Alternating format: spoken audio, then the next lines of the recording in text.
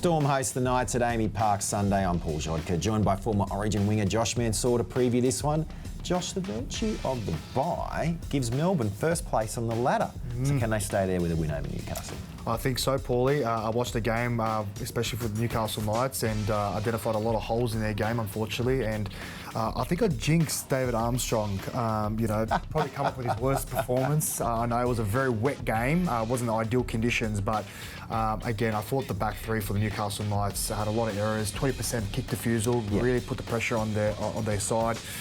They really got to step up here. I know Melbourne Storm, they're the best in putting in the pressure cooker. Yeah. And they are going to have to come up with a big game. Well, that combo of Sexton to Preston or Marnie to Preston, now you've got Hughes and Alessia Katoa has been playing unreal, running at that same left side. So will that be what the Storm are looking to target? There's no doubt that the Storm are going to come through the middle. Yeah, they've got big boys, and I just thought the Knights looked very disinterested last time out.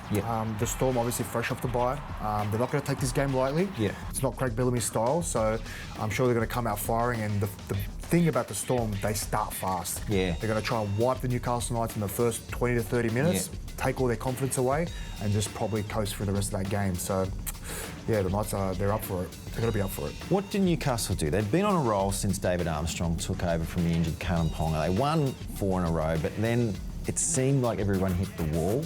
Was it just the wet conditions? Is it sort of the bit of both. I think the wet conditions, bit of false security as well.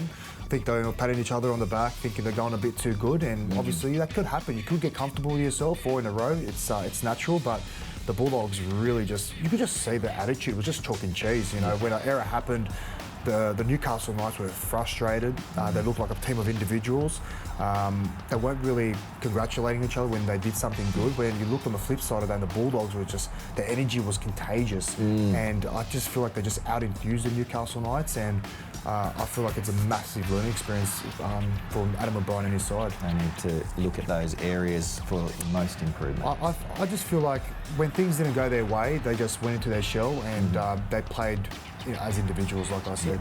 And unfortunately, this challenge is going to be a big one for this week. Well, these two teams haven't met at Amy Park since 2019. It was a game the Storm won 34-4. In fact, last time Newcastle won in Melbourne was back in 2015. Kurt Italy captain, Danny Badiris interim coach. So it would be a pretty big upset here. Can they do it, or will the Storm roll on? There's been pretty big upsets this year, Paulie, but I can't see this one being one, unfortunately. The Storm are a juggernaut at the moment, and so I'm going to have to pick the Storm, Paulie. I think they've just got too much firepower in their arsenal. Thanks, Josh. No worries. If you want to see this one live, head to nrl.com/tickets. If you can't get to the game, you can still watch it on Foxtel, Sky New Zealand or KO. Kickoff is at 2 p.m.